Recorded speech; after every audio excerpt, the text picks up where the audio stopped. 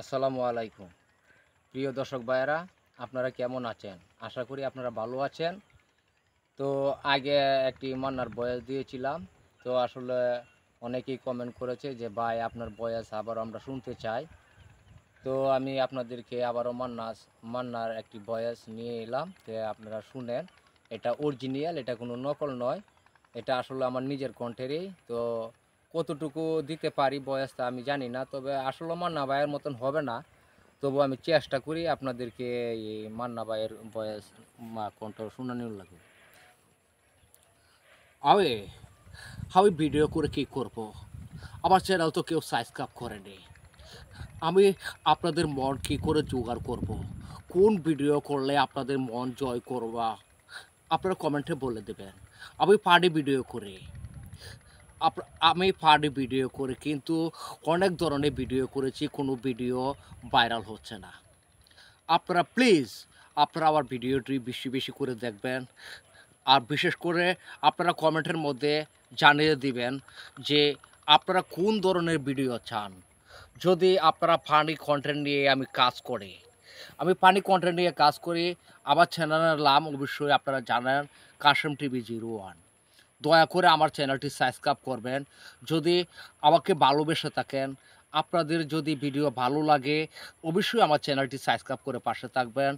আর আপনাদের সহযোগিতা আমি চাই। নিশ্চয়ই আপনারা যদি আমাকে ভালোবাসেন, তাহলে অবশ্যই আমার ভিডিওটুকু আপনারা দেখবেন। আর আমাকে একটু সহযোগিতা করবেন। ভিডিওটি শেয়ার করবেন, অন্যজনকে দেখার মতো সুযোগ করে দিবেন। তো এটাই হয়েছে মান্নার ভয়েস। তো এখন আপনাদেরকে একটি রিয়াজের ভয়েস শোনাতে চাই। তো আপনারা শুনুন। ওই মেয়ে, তোর জন্য আমার জীবনটা নষ্ট হয়ে গেছে। আরে এই তুই কত মানুষকে আর কাঁদাবি বল? আরে তোর জন্যে বাবার সয় সম্পত্তি সব কিছু ছেড়ে আমি চলে এসেছি।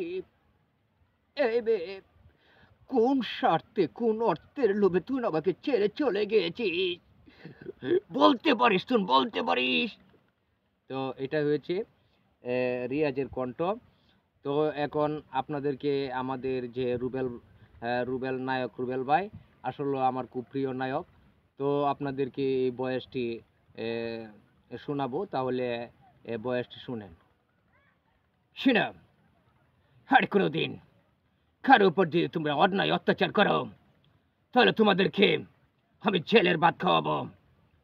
এখনই এই মহল্লা থেকে চলে যাও, আর কোনোদিন এই মহল্লাতে আসবে না। তোমাদেরকে আমি সাবধান করে দিচ্ছি, কথাটা যেন মনে থাকে। তো এটা হয়েছে এই আমাদের রুবেল ভাইয়ের কণ্ঠ। তো আমার কণ্ঠটুকু আপনাদের কাছে কেমন লেগেছে তা কমেন্টের মাধ্যমে জানিয়ে দিবেন। আর অবশ্যই আমার চ্যানেলটি সাবস্ক্রাইব করে পাশে থাকবেন। তো সকলের প্রতি গভীর শ্রদ্ধা ও ভালোবাসা রেখে আমি এই পর্যন্তই শেষ করলাম। আসসালামু আলাইকুম ওয়া রাহমাতুল্লাহি ওয়া বারাকাতুহু।